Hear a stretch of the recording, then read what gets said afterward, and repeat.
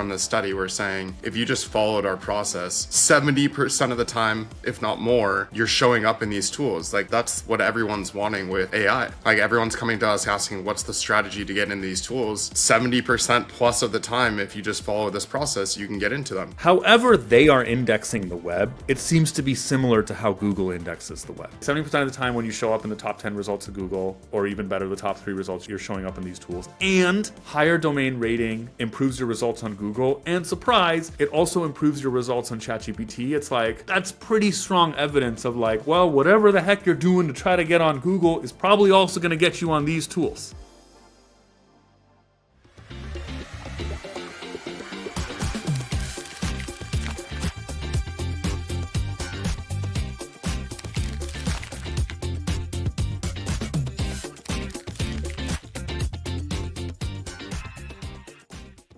Okay, welcome back to the Grow and Convert Marketing Show. We are very excited. It's been maybe a month coming for this episode and this analysis.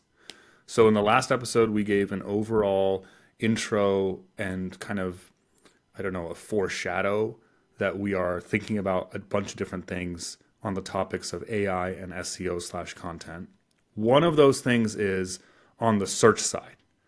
How does AI and the existence of chat tools and AI tools like ChatGPT, like Perplexity in this case, and a bunch of others, how do they affect search behavior? Specifically, are people going to them instead of Google? And we know, based on all of our clients and prospective clients and leads we talk to, companies and marketing teams and founders and CEOs are stressing about this. For good reason.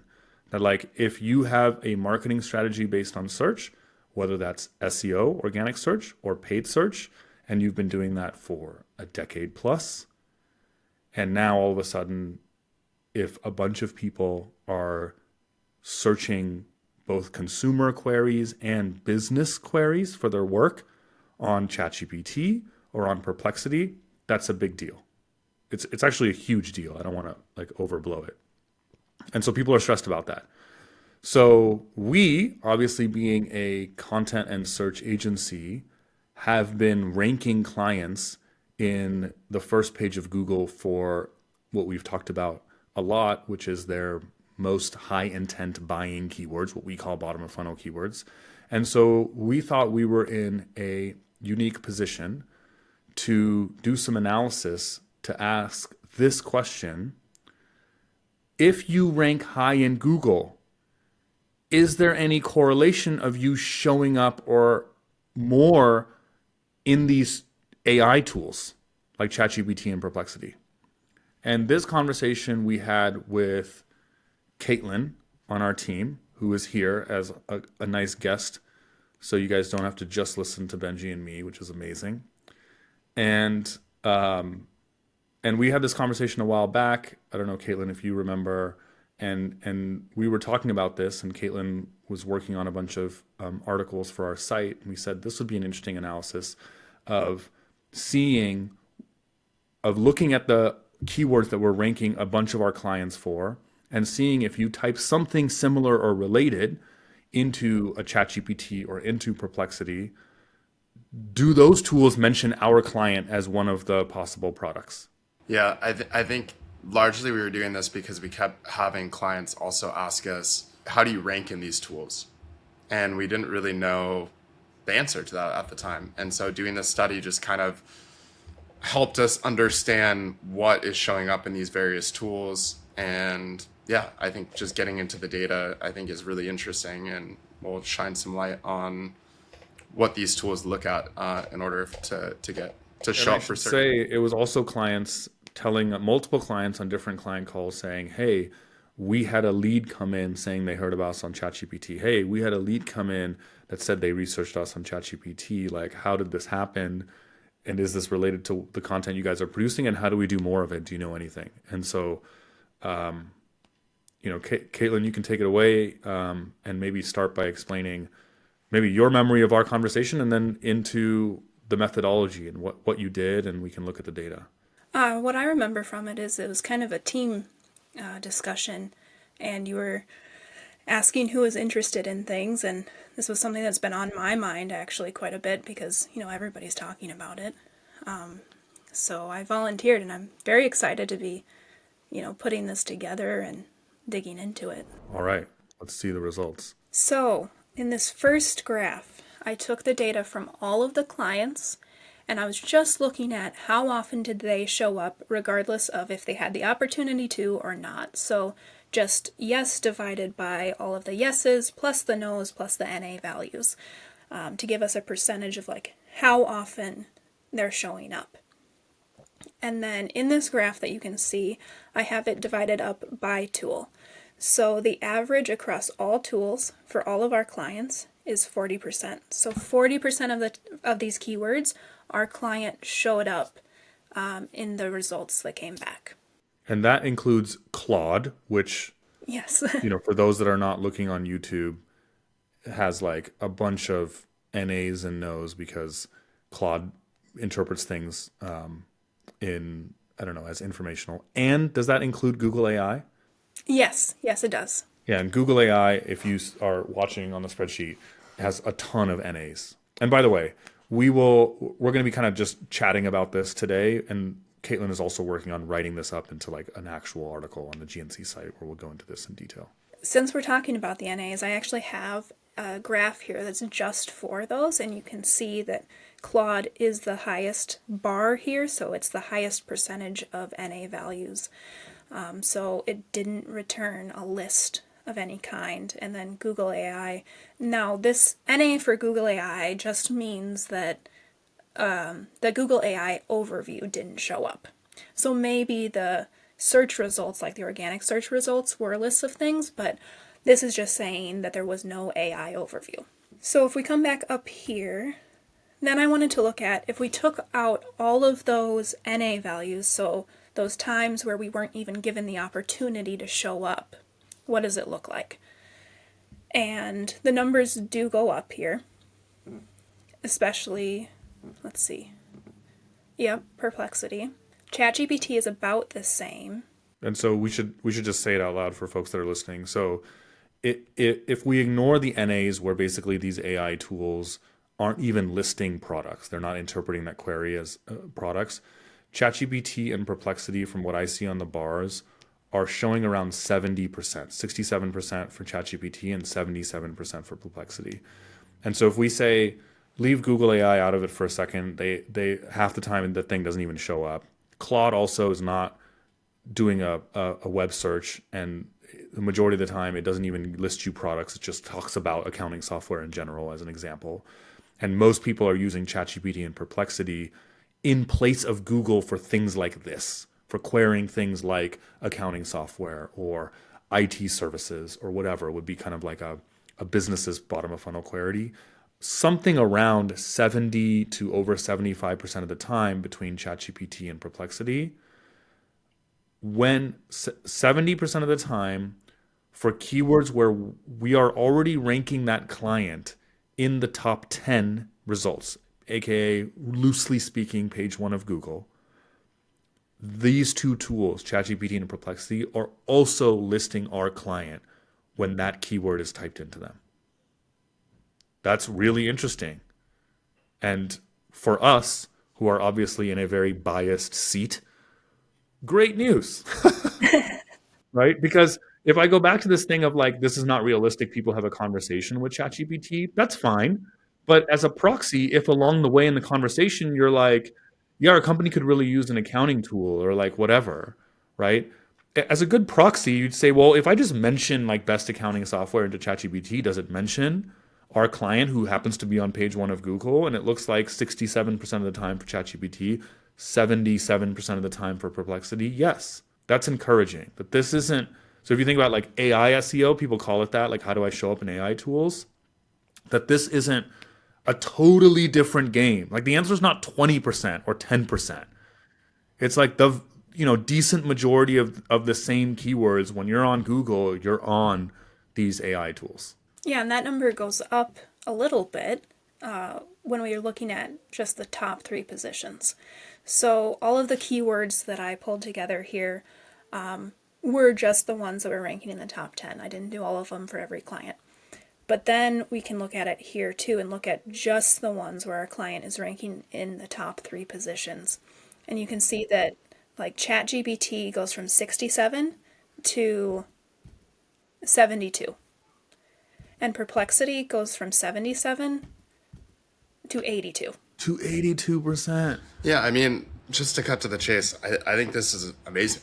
Like, imagine if you were trying to rank on these tools and you could just say, I mean, essentially from the study, we're saying if you just followed our process, 70% of the time, if not more, you're showing up in these tools. Like that's what everyone's wanting with AI. Like everyone's coming to us asking, what's the strategy to get in these tools? And 70% plus of the time, if you just follow this process, you can get into them. And Benji is here to tell you, just hire us. That's our No, not even that, but it just shows it shows that Google is used as a proxy by these tools to show results to some extent.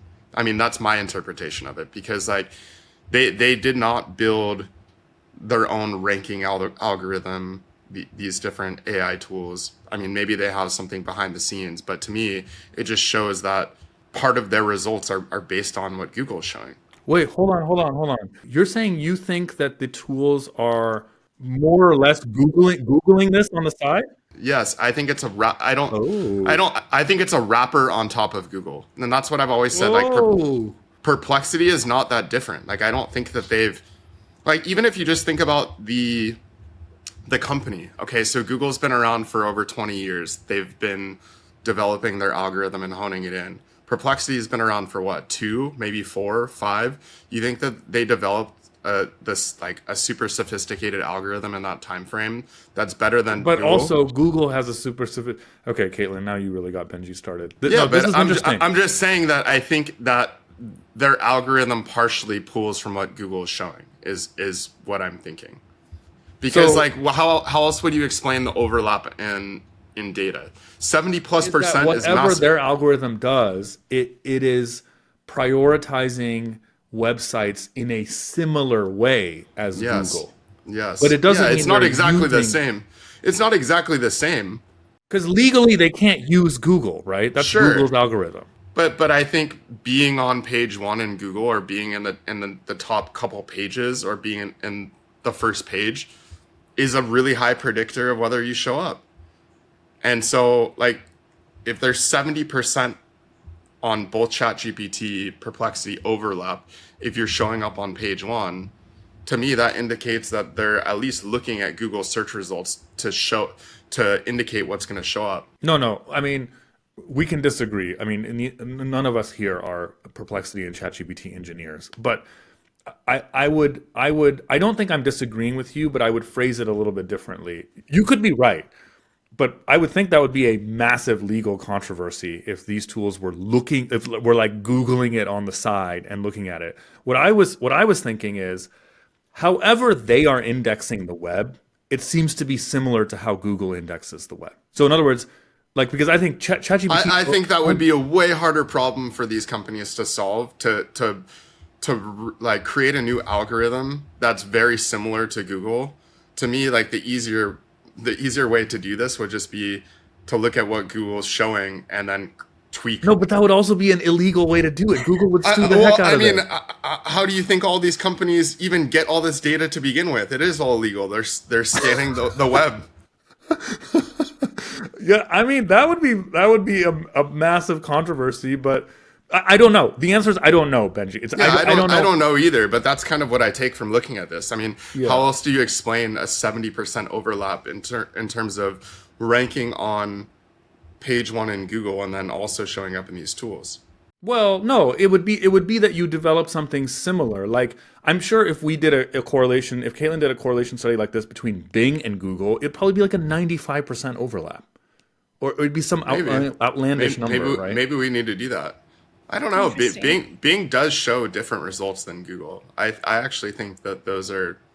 But what I was going to say is Microsoft is not just like copying Google. They're not just Googling it on the side and showing it to you on their website. That would be illegal also. I'm not even saying that they're Googling it on the side. I just think it's somehow based on similar data. Yeah. So what I was going to say is this is encouraging for us 100%, right? If we can tell our clients, look, like for our other clients or for what did Katelyn, you said 16 clients and hundreds of keywords or whatever, we have noticed that on average it's 60 to 70 to even 80% if you're in the top 3 positions on Google of your chances of showing up when somebody searches the exact same phrase on ChatGPT and Perplexity.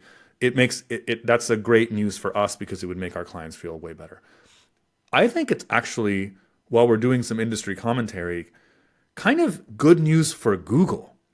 Like if you think about it, Google as a business is like, this is like a trillion, I don't know, is a trillion, like multi-billion-dollar business being disrupted by this new technology. And if they're realizing that at least the search function, I understand ChatGPT, leave Perplexity aside, ChatGPT can do it can like code apps and do all kinds of crazy stuff that you don't Google for. Leave that aside for a second. For the purposes of searching the current internet for recent and current event type information, however OpenAI has built its web search functionality, in the end is kind of 70 to 80% correlative to whatever Google's doing. It's like, well, you're just taking Google and wrapping it in like a chat interface. If I was Google, I would feel way better. This was my argument going into this year why I don't think ChatGPT will win as a search engine. Because I think the only reason, I think there's 2 reasons why ChatGPT is winning. Their brand, like they've just blown up as the AI way to search. And they were the first to create that interface where you could go in and chat with it. And so I think from being first to market there and then just having a bigger brand and having tons of people talking about it, it's just the most used right now. And then, I think that they truly have a better interface. Like the way that you chat with the AI, I do think is largely better than how Google currently works. But that second one is a huge deal. Like, I know you don't. And Benji and I have debated and had conversations that are not recorded for the podcast on the phone debating this. But I'll tell you. My argument for why Google would win is because that second thing is just a feature. The way that you chat with the interface is just a feature. It's basically they could do the same thing? Yeah. I think if Google's smart, they'll just copy them because they actually have 20 years plus of experience doing search. Yes, that's way better than what Microsoft is doing at this point. And I think if Google's smart, all that they need to do is create a better search interface and they'll win because they already have the market share there. And Microsoft is also going to have the challenge of they don't have the same market share as Google. They're going to have to also create adoption for that use case. And I think if Google's smart, they just mirror that interface, and then you already Microsoft, have you mean the largest investor in OpenAI right now, or whatever? Yes. So Benji's correlating OpenAI. Yeah. I will say that me personally, which is not really, Katelyn, I promise we'll get back, and to the viewers, we'll get back to this correlation data. But this is an interesting aside.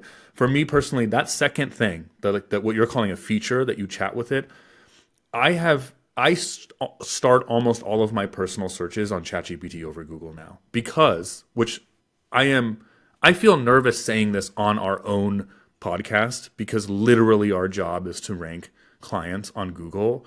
But it is a big feature because what it does is it just consolidates information for you. So you don't have to sift through the results. Again, I feel very weird even saying this aloud. It's fine. Because I think it's representative of what's happening. There's a fragmentation in the market that didn't exist before. Before it was, I even think I saw data the other day. Like Google just lost their 90% market share for search because of ChatGPT. Yeah. I mean, okay, so you're still saying that they have more than 90%, but yeah. So the tie-in to this data is like if we go back to the running example we're using of best accounting software. That's what you're calling a feature, which is the chat feature. And I agree with you.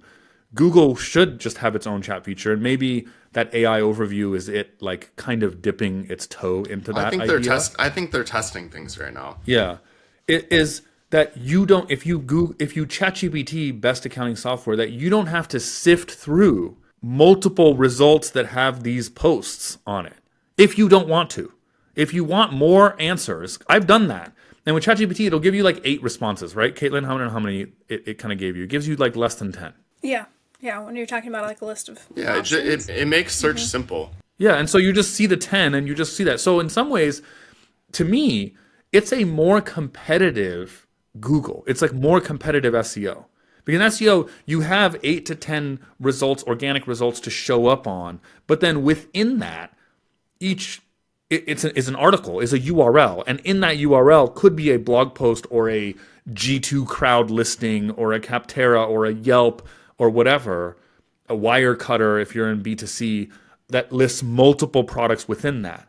And so if you are a big brand that is mentioned by other people's list posts or whatever, you almost don't even have to do SEO sometimes. You're just showing up on somebody else's rank number 1 or something like that. But with ChatGPT and Perplexity, it's listing 10 like products, not URLs. And so you have to be in that 10 in order to get, traffic from it. Yeah, I would say it's like it's like even more valuable real estate. Right. If Google is Google this query and the most valuable real estate used to be show up on the first page and then the top 3 positions, but then you could even be part of the other 80 pages. Yeah. Now ChatGPT is saying we're not like screw the 80 pages. We're only going to show you now the top 8. Yeah, we had that happen. We were mentioned by someone. Thank you to whoever that is. It's still now, and if you Google something like content marketing agency, best content marketing agency, something like that, there's some result that's not us that mentions Grow and Convert inside that list post. Anyway, related to this, that would be a perfect segue, Katelyn. Katelyn had then looked at the correlation of showing up in these AI tools like ChatGPT and Perplexity as a function of domain rating, so that we could start to poke at this question of kind of what Benji and I were talking about. What are these tools, ChatGPT, Perplexity, these AI tools, what criteria, what feature of a website or a brand are they using to decide to mention it? And so an obvious one that relates to traditional Google SEO is, of course, domain rating or domain authority. We're using domain rating, which is Ahrefs's metric, but it's all just like kind of more or less a metric for number of and quality of backlinks. Go ahead, Katelyn. I'd love to dig into this, but I actually had one more thought on what we were talking about before, and my question is, like, this high correlation between our clients showing up on the tools and Google. thank you, is like, I wonder if it has anything to do with our content. Like, if you look at the results and like how that, like ChatGPT specifically, and also Perplexity, like what they're telling you is not just a list and like, a couple sentences. It's like they're telling you how to compare the tools. They're telling you which tools are best for which type of company. And so like in that sense, like it is helpful. Yeah, so you're saying in the content itself, we make it easy to explain things. And so ChatGPT or Perplexity is picking up on that and kind of regurgitating it in its own words. Yeah, because when I was like both ChatGPT and Perplexity, they do link to like which sources they're using, and so that's a whole nother study to look at, like where all of those links and sources ranking on Google. That would be very interesting to look at. But just anecdotally from this study and what I remember, like not all of them were on the first page. The sources that ChatGPT and Perplexity linked to were not on the first page of Google. Correct. Yeah. Oh, that's interesting. Yeah, like how is it choosing the sources? That is definitely Devesh in terms of like us going back and forth earlier. What I do think is different about the AI is just where it's pulling the sources from and how it pulls that. That's what I mean. Clue. That's its own like web indexing thing. So clearly you're saying, Katelyn, that it has read the internet. And Benji, this is related to, in our previous video, I showed that when I asked it to write a 500 word blog post like selling, grow, and convert, I could see my own writing in ChatGPT's response. I could see that it had read our website, because I remember writing these things with you, Benji, right? We like formulated these arguments. So it's read our website. And so For sure it has. So Katelyn makes a good point. And if you're just saying, and that is kind of what we were getting at, is like, we're ultimately trying to ask that question that you just asked, Katelyn, like, does the act of us writing this content and then it showing up high on Google, which maybe we can say is a proxy for like the chances of a AI web crawler crawling it or something like that, does that the existence of that piece of content increase your chances of the AI tool mentioning you? Well, I'm even saying beyond that, just like the quality of that post that you put out there and like what you're putting in that post and like we Oh. carefully craft these Why do you think articles. that? Yeah, why do No, you think she's that? saying, Like, oh, because you're saying ChatGPT doesn't just say like QuickBooks. It has a little blurb that yeah, talks no, Yeah. about. I know that, but then also what's interesting is if you showed the ranking position, I noticed that we like a lot of this data wasn't from position number one, and so you're saying it's still showing us and maybe the blurb and some of the writing that we've done in the piece in the actual AI search result, despite it not being one of the top three results. Right. Yeah. Because it's helpful and it's like not getting that information from other places, or it's like Hmm. the best information that it's Yeah, able so to you're saying find. how is it even choosing us as a source if we're not? Yeah, that makes Yeah, and I sense. think like this keyword here, it's a versus keyword, so competitor versus competitors. The keyword does not include our client, is what this means, and our client still showed up. And so, like, you guys know from the way we write these, is like when we're doing That's our competitor, strategy. yeah, when we do competitor versus competitor, then we throw our client in there too. And so, like, where is it getting this idea unless it's reading content where people are doing this? Let me play back slowly because Caitlin and Benji had a conversation at kind of grow and convert employee level, and I want to make sure everyone can follow. She is looking at a specific row of her spreadsheet, meaning she's looking at a very specific keyword that we ranked a client for. The keyword, like she mentioned, is hidden, but we know the type of keyword, it's a versus. And that keyword was two verses. In other words, if you are QuickBooks, this would be the equivalent of zero versus FreshBooks, which is kind of a hilariously insane example because QuickBooks is a bigger brand than those two, but whatever, right? It's your ranking. And we, as a strategy, they are saying, have routinely for years picked that as a keyword for our clients and ranked for that because if somebody's comparing two of your competitors, you should crash that party on Google is the phrasing I always used and show up and say, hey, what about us? And so, and she's saying this particular one that she's highlighting, it's a yes on Claude, yes on ChatGPT, yes on Perplexity, meaning if you type into ChatGPT, Perplexity, and these AI tools, these one competitor name versus another competitor name, it mentioned our client each time. And on Google, we had an article ranking number one for this versus this, which is kind of Even more nuanced, even though the client wasn't in the keyword.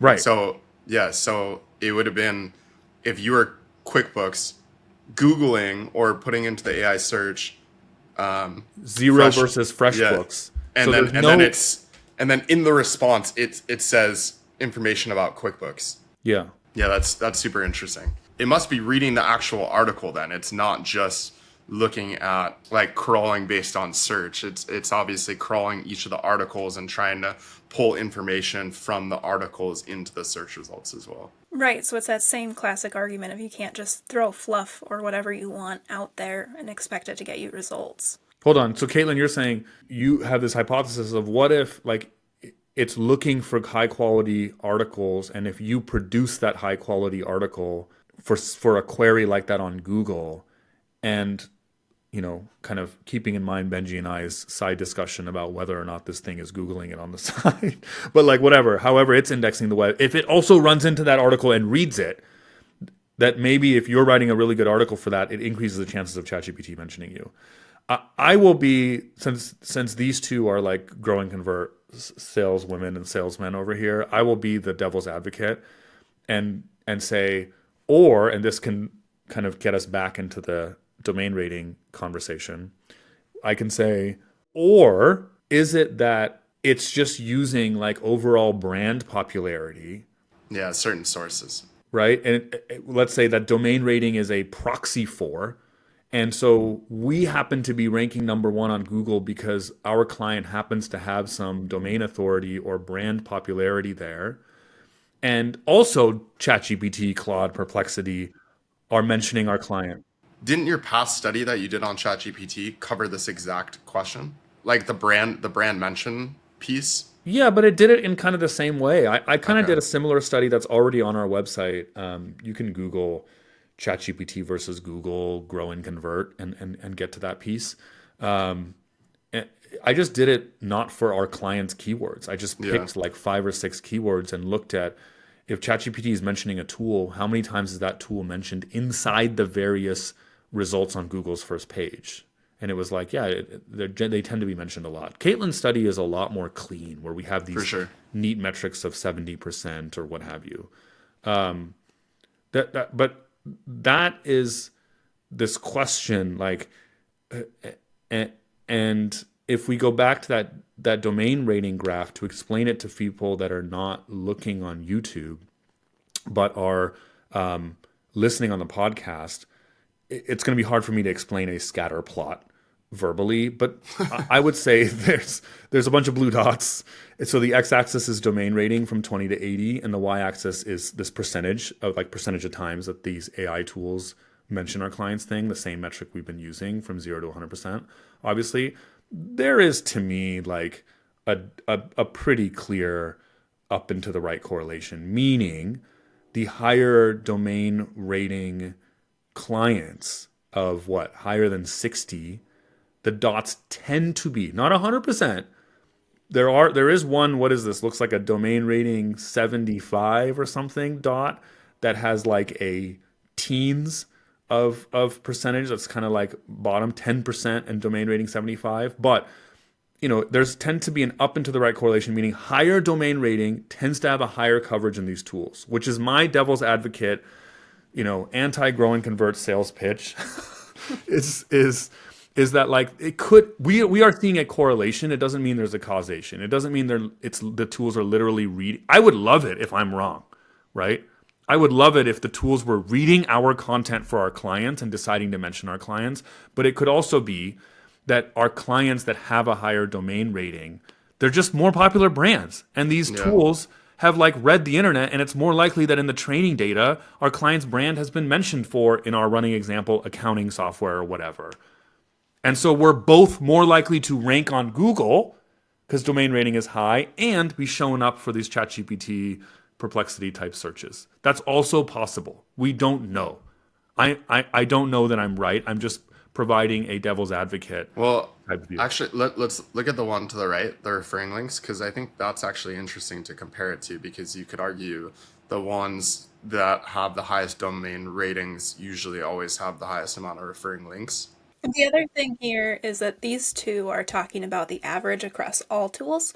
So they're including Claude and AI You have this overviews. graph for just ChatGPT and Perplexity. I would Okay, this say, is better. yeah, Yeah. there's still a correlation with domain rating when I look at percentage of times you're showing up on ChatGPT and Perplexity for that keyword. There's still an up and to the right correlation. What about referring links? Yeah, there's less of a correlation. Can you explain this so just for people listening? That's what I don't understand. I, Yeah, I would why? expect to see the same pattern, like at least more of the referring links ones. Well, I guess it's similar. By referring links, Caitlin, you mean the Ahrefs metrics of like referring domains? Yes. Is it referring domains or is it referring links though? That would be two I different believe things. it's links. I can Okay, look no it up on the worries. side That's here. Oh, fine. So then that then that then that's that just would be pure what in links. Ahrefs they call backlinks. Yeah, I think that's what I was trying to measure here. Probably a better measure going forward that we should look at is referring domains. But because this can also just have a bunch of like spam links in it as well. But even so, it kind of doesn't make sense though. Maybe it is more of what you're saying, that it's more a function of how well the brand is known in the category rather than just the pure domain rating. Davish is probably a better proxy, but we don't have any data on that, so I Yeah, don't I know. was trying to Google on the side Ahrefs' own glossary of exactly how it calculates DR. So, oh, I have it. So it's saying that its formula includes these things: the number of domains linking to a website. That's what you're saying, referring domains. And then it also factors in the DR of those referring domains. And that could help explain this. That maybe the reason why, Certain sites have just higher number of links, but they're not as quality. yeah, that if you build a bunch of links from crappy websites, that just like that doesn't reflect in DR. In other words, why did Ahrefs and Moz and SEMrush, why do they create these DR type metrics, and why are those metrics not one for one identical to number of backlinks or number of referring domains? Because of that second criteria, is that it looks at the quality of those domains, so that websites that are building links from a bunch of random no-name sites or just like crappy link building are devalued. So like if you have 5 links to your website and I have 5 links to my website, and yours are organically from the New York Times and Harvard.edu and blah blah blah, and mine are from Devesh's affiliate site 1, Devesh's affiliate site 2, Devesh's affiliate 3, like domain rating is meant to give you more authority because yours are better domains. And that may be what we're seeing, is that whatever ChatGPT is doing is kind of more aligned with it's prioritizing sites based on domain rating and quality of people linking to you, not just number of links. Which I gotta say, Benji, it continues to sort of add data to your theory of this thing really seems to be doing the same thing as Google. I've had that feeling ever since the beginning. I mean, if you just use them, it gives you very similar results. I think the difference, to Katelyn's point, is what's said in the AI. And I think just personally, that's why I haven't really used it as much as I use Google or anything else, is because, also to Katelyn's point, the answer depends on where it's pulling the information from. And so if it's pulling an information from one of our posts and we know that we did well researched, like we talked to a subject matter expert on the topic and that's what it's pulling from, the answer is going to be better. But then what happens if AI is pulling from a post that is just like what we would call mirage content, and it's just like not good? It was written by some freelancer who doesn't know what they're talking about, and now AI is telling you this is the answer, and as a subject matter expert you just know that's not true.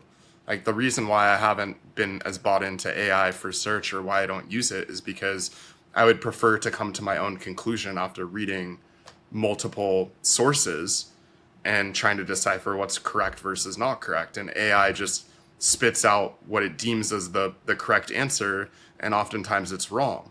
And so if AI is pulling from a really good source, then you're going to get a better answer. But if it's pulling from a source that's not great, you're not going to get a correct answer. Yeah, I mean, And you could argue the same thing about Google. You could say, right. well, if the top resource is the same thing, it's mirage content, is written by someone who doesn't know what they're talking And sometimes about. it's worse than mirage content. We've talked about this, that like, just to, I mean, if you don't want me to call out, companies here, we can edit this out, but I hope we don't. That if you look at those G2 and whatever these software ranking sites that rank for some of these Google terms, they rank, you can Google like some basic thing like CRM, and it's going to show you a bunch of brands you've never heard of. Why? Inside that thing, because people are just paying them. It's like Yelp shows up if you Google like best burrito restaurant in San Diego. It's going to show you a bunch of things, and they're just paying. It's like whoever pays Yelp. Like, I feel like that's super nefarious. Where you're just like, what? Have you ever Googled these software things, and you're just like, what is this list? Yeah, fair. I mean, maybe it's out of habit for me, but I like to do research before coming to a conclusion, and that's just why I haven't been using AI tools as much. Just for thoroughness, the AI defense of that argument is you can ask ChatGPT to do the same thing. So I know exactly what you mean. I used it the other day to do like a calorie counting type thing. I was like, here's everything I ate in today. Can you give me the macros and the calories?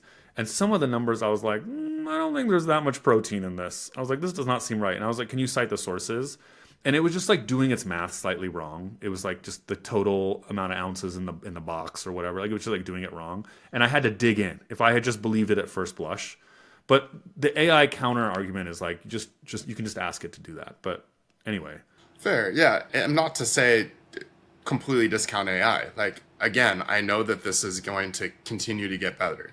We're at year 1 or 2 of AI search, And so it's still really early. It's like using Google back in 2000 is completely different than using Google now.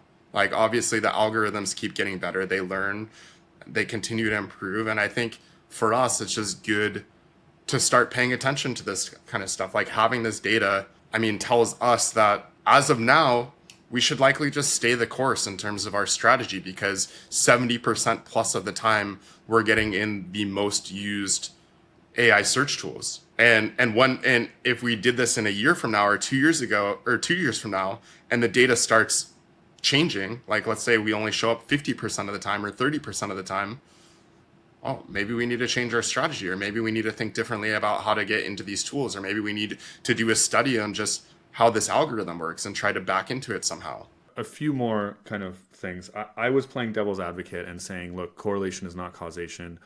Maybe it's not that our content is getting our clients into these AI tools. It could be that the client's domain is getting our content high on Google and getting the client mentioned by the AI tools. Now, I will go back to, I'll do the opposite because some of what Katelyn said has made me think a few things.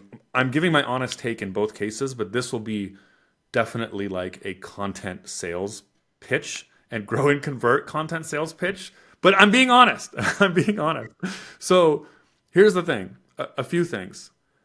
If, like, what are we saying? Yes, it's correlative. We're not proving causality, but to give you credit of what you're saying, Benji, like, there's kind of this, like, if it smells like a duck and it talks like a duck, what is it? It's like, what we're saying is 70% of the time, this thing, a frog, so 70% of the time, this thing is showing similar results as Google, or let's say 70% of the time when you show up in the top 10 results of Google, or even better, the top 3 results you're showing up in these tools, and higher domain rating improves your results on Google, and surprise, it also improves your results on ChatGPT. It's like, that's pretty strong evidence of, like, well, whatever the heck you're doing to try to get on Google is probably also going to get you on these tools, is what Benji's argument is. Now, yeah, it's just don't change strategy. It's like, if what you're doing is working, don't completely 180 to try to now accommodate to some new technology. right.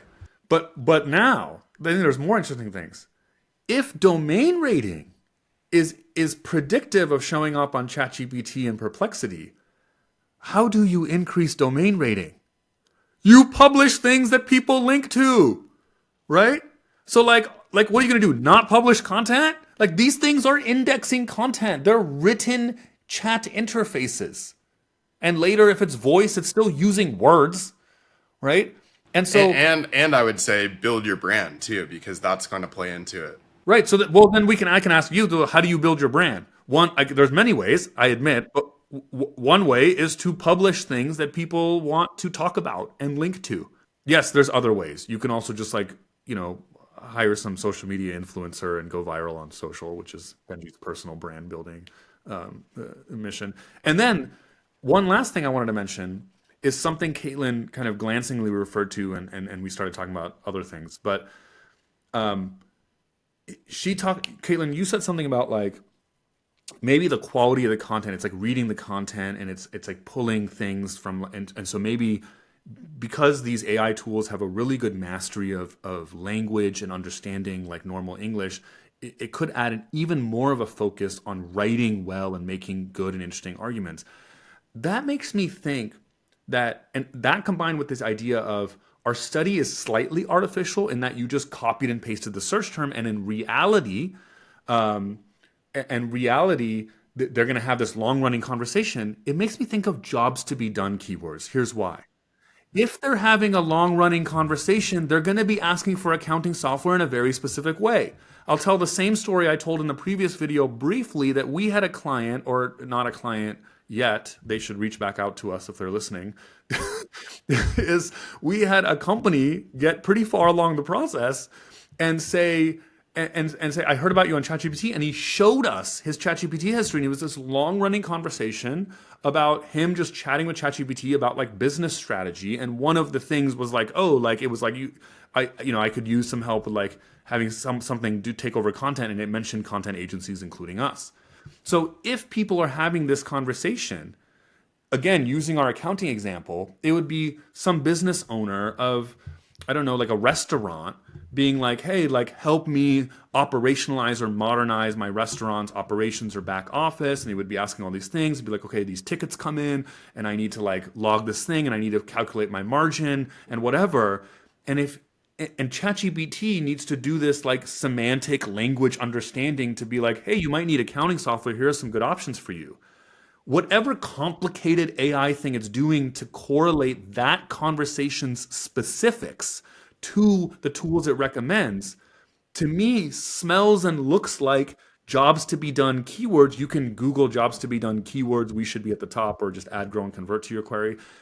Is like these writing content for these very specific pain points your customer has and showing how your product has features to solve the pain points. You can also Google pain point SEO. And it's like, if you have that kind of specific content about like, if you have this problem, our software can do it. To me, this sounds like you increase your chances of showing up. Because think about the opposite. We're not going to write that content. Like, is that going to help you help increase the chances of ChatGPT and Perplexity showing up? I don't think so. No, if anything, if this is what people are moving towards, I mean, it just means writing more. Like, you're going to need Right. to write a lot more on a lot of Right. different types of queries. And maybe you don't do it to show up, and it's not Google keyword driven if Google ends up having a much smaller percentage of market share or whatever, but it's still going to be what we call bottom of funnel content. You could give it another name: product content, product pain point content, or feature content, or something like that. Yeah, I mean, it also just makes the argument for not doing as much top of funnel stuff. Because the argument for that would be, if someone was to ask what is content marketing, the likelihood that you would even be on the first page for that is pretty low. Yes. And then also, I just don't think the answer would have a lot of, let's say, differences across those Yes. top 10 or 20 posts. Like, it's usually like definitional queries are very similar in nature. And so I don't think that it's going to be pulling sources from all across the web for those types of queries as really much. interesting, Benji. I'm going to steal this and write an essay on our site about this. I just think think of how people are searching. You're looking for, like the definitional stuff. It's like, even with Google, you've seen a lot of those queries just have an answer box at the top and like discourage you from even going to the sources Yeah. to get different information, because Yeah. like that's what I've always said AI is good at. AI is good for those types of things where there's not a lot of variability in answers. If you're going to ask it a math question, I guess, unless you're Devesh and it gets the math wrong, but like if you're going to ask it a math question, it should be able to do that fairly well because there's not variability in the answer. But like and same thing with a lot of the top of funnel queries, there's not going to be that much variability. But the bottom of the funnel stuff, or even the jobs to be done, like the real deep questions where you're looking for an answer, there's a lot of variability. And so I think it goes beyond variability. What this is making me want to write an essay about is, let me take what you're saying even further. And I can do this and then put it in the essay as like a little mini experiment. If we Googled a top of funnel query like, what is content marketing? I don't think this thing, first of all, is even going to cite. I don't think ChatGPT is going to cite sources. Number two, the chances of a reader caring and needing to go into the sources is low.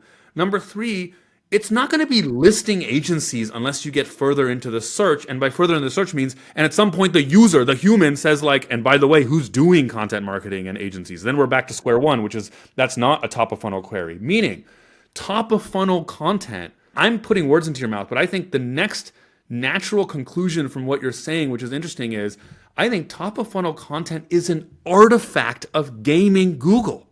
Hear me out. That basically people would Google these what is type queries, these informational queries that have nothing to do with searching for a product or a brand or a service. And because Google itself does not generate, at least back in the day, did not generate content, Google's job was just to link to other people who had created content on the internet. People were like, oh, we can just get them on our website by answering these like kind of basic queries, but it's not about my product that I'm selling, right? Yeah, people don't care about the source. You're right. Yeah, That's like the if key I'm so thing. let's give outside of content marketing. So it's like, yeah, if you Google what is content marketing, and in Google we show up number one, like we can then control that narrative and then in the side be like, and by the way, in our service, and obviously we're gonna like kind of like mention our service, and so we can get some conversions from that. But that's not really what the person Googled, let's be honest. That's the reason we say don't waste your time with top of funnel content, because the conversion rates we have measured are extremely low because they're not there to hire an agency in this example. But ChatGPT is going to provide the answer. It's not just linking to you. And when it provides the answer, it's not going to sell you, right? When you rank number one in Google, you can sell yourself. And even if you don't sell yourself, you have links at the top. They're on your website. They may be like curious and be like, oh, let me just check out the homepage of this site. But ChatGPT is just going to give you the answer. I'll give you another example from a consumer query that I think is even more telling here. If you sold tennis rackets, a classic content marketing term would be something like how to improve my tennis serve. It would be classic top of funnel content. Like every agency would produce that for this tennis racket company.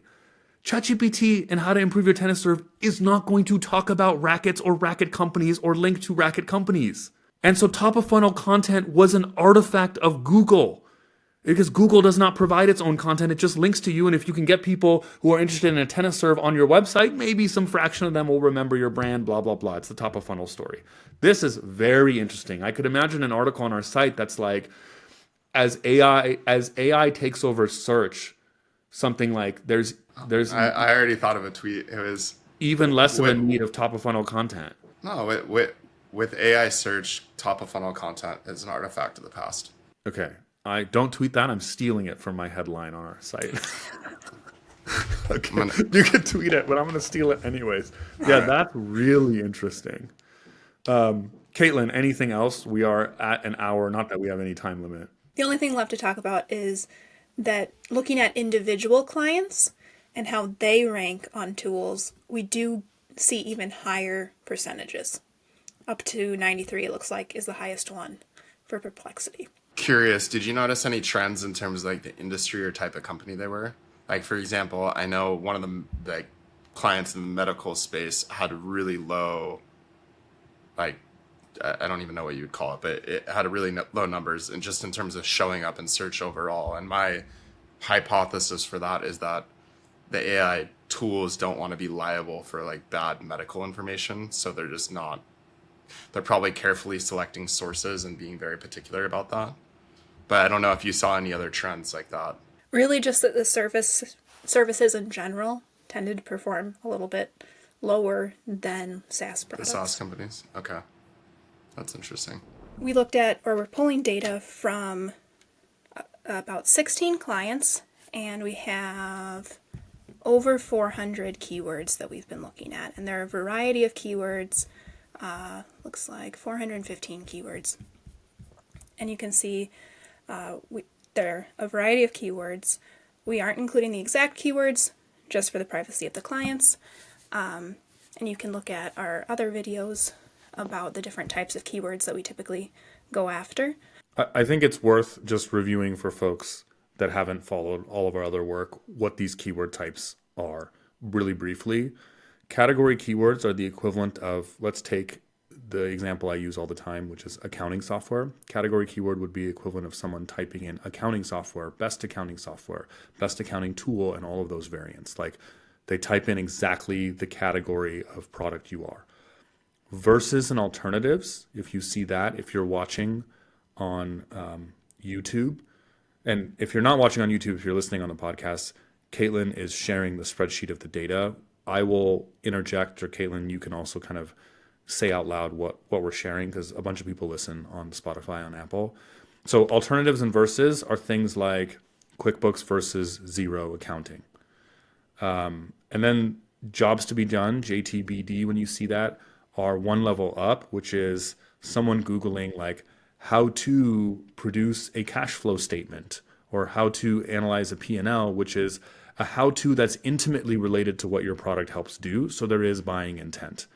And then layers of specificity is the last thing that's showing on our screen. And that is simply a modification of category where instead of best accounting software, it's something like best accounting software for enterprise or for small business. Yeah, and I think the key thing to take away from this and why we included the keyword type, even though we aren't including the exact keywords, is that like all of the keywords that we go after for our clients, they all have very high buying intent. So like showing up for these keywords and in these topics is going to be a big deal for any company. So that's everything that's in the far left column. Then if we move over one more column, we have a label that says Ahrefs position. So that's just looking at where our client is currently ranking for this keyword on Google. And so we're going to look later at how that affects whether or not it shows up on these AI tools, or we wanted to ask the question and see if position did affect whether or not it showed up on these tools. So again, we'll look at that later.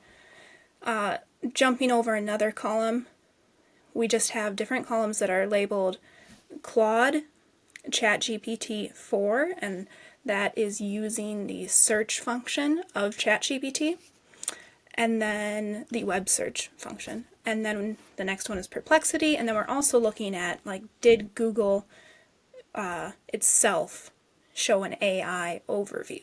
And for those that don't know, the AI overview is what you see at the very top of the page if you were to Google something. So that it used to be suggested search, I think. Now it's just an overview that just gives an overview of the topic. And there is, if I remember right, maybe you guys can help me think of the word, there's another variation of this that's like, it's not AI, it's more like a summary of all the different results that showed up. Do you know what I'm talking about? Yeah, that's a good point. It's hard to describe without like showing it on a screen. And Katelyn is not showing it. We're still looking at the spreadsheet, but it's like if you Google certain software things, and I think a way to hack it is if you Google like movies or something, the Google SERP will have this little like box where it just shows you like logos and names. That's not the AI summary, nor is that a featured snippet. I don't even know what to call that. I'm sure SEO technical folks would have a name for it, but Well, there's also another one that I think it's called like From Across the Web or something, but it's like it'll give you like little drop down menus and then it'll be a little summary under there. So there's different variations there. So what we're talking about is like it says AI overview and it's like generated by AI and it's in that like conversational kind of text. okay, so you're not counting if our client shows up in one of those other Google SERP features. No. Okay. All right. The yeses and nos. Yes. So when I took each keyword and I just typed it into the chat tool and I didn't turn it into a conversational type question just because I found that for ChatGPT and Perplexity, it didn't matter. It returned the same results. But for Claude, it like changed wildly even depending on like how you enter it. So for example, if you wanted like best accounting software versus accounting software list versus list of accounting software apps or something like that, like it would all be different. So there was just too much variability there. And just for consistency's sake, I just took the keyword as we would target it on Google and put it into the tool.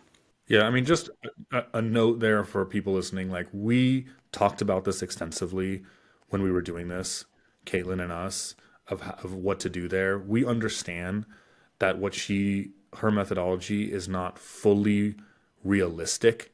That, like, in ChatGPT, for example, in Perplexity, actually, maybe. Because I don't use Perplexity that much, Benji. I don't know if you do, but, like, I think Perplexity people use literally like Google, but just an AI version. So maybe Perplexity you have a little bit more of a chance of like writing a sentence out, like, "Hey, I'm looking for different accounting softwares.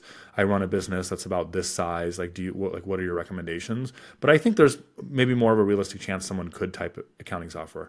We understand it's not realistic for ChatGPT that people have these long running conversations, but the reality is that's kind of the only way to do this study without it. Like how it would be very difficult to reproduce someone's actual chat history because that could go in a bunch of different directions where then along the way they may ask for accounting software. So just for sake of quantitatively seeing if there is a correlation between ranking in Google for a term and ChatGPT or Perplexity also showing up, mentioning your brand or product for that same term, for like neatness of this study, we just copied and pasted the exact term into the AI tools. Yeah, I mean, you made a good point there too, where like that natural conversation that you might be having with AI, everybody's going to include just like little additional qualifiers like small business or for like I'm doing this is my situation, and there's just going to be thousands of variations there. So how do you like come up with all of those? Okay, so looking back at the spreadsheet, you can see that under each of those chat tools, there's a whole bunch of yeses, nos, and then this NA value. And so those are in the rows for each of the columns, if that makes sense, and they correspond with one of the keywords. And so what we're doing there is for each of those keywords, I typed it in and I looked at, did our client show up in the answer that the AI tool gave back? And if they did, then it's a yes. Now, if they didn't, there are kind of two reasons for that. Either the tool, so ChatGPT, just didn't mention any options, like didn't even mention their competitors. They just thought it was more of an informational query, and they just gave information on the topic and didn't mention any like software or service options. That would be an NA value. It just means like we didn't even have the opportunity to show up. A no value means that our competitors were mentioned, but our client was not. So a missed opportunity, if you will. Cool. So let me just summarize. So you took keywords that we're already ranking clients for on basically page 1. What I see on the spreadsheet now is a bunch of keywords that are on Ahrefs. We're ranking like 2, 1, 3, 4, 5 on Google. And then you just copied and pasted the exact same tools into ChatGPT and Perplexity and saw whether those tools mention our client or not. And Claude, although I think we've discussed that Claude doesn't do like recent web searches yet, and that people don't use it for that as much. And so we're focused more on ChatGPT and Perplexity. Yep, definitely. Well, Katelyn, thank you for doing this analysis. I am excited for us to write this up into an article on the site. And if any of you guys listening have questions, your own experience, like this is a lot of our previous videos just about content marketing have been about stuff that we, Grow and Convert, and Benji and I on those videos have been doing for years. This whole space is just like new. It's changing all the time. And so even we'll take feedback at all times, but especially here, if anyone listening has had their own experiences, ideas, anecdotal trends, questions that you want us to also do a quantitative study like this about, like you can comment on any of these things, you can tweet at us, you can email us, you can join our newsletter at growandconvert.com/newsletter. Thanks. If you like this video, don't forget to subscribe. You can also get the audio-only versions of these shows wherever you get your podcasts. And you can follow us at growandconvert.com/newsletter for any articles and updates for when these videos come out.